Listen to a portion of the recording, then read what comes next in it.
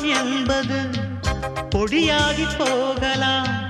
பொன்னாரமே நம் காதலு பூலோகம் தாண்டி வாழலாம். ஆகாயம் என்பது இல்லாமல் போகலாம். ஆனால் நம் நேசமே ஆகாயம் தாண்டி வாழலாம். கண்ணீரில் ஈரமாகி கரையாட்சி காதலே, கரை மாற்றி நாமும் வெல்லை கரையேற வேண்டுமே. நாளை வரும் காலம் நம்மை கொண்டாடுமே. தாஜ்மஹால் தேவையில்லை அன்னமே அன்னமே, காடுமலை நதிகள் எல்லாம்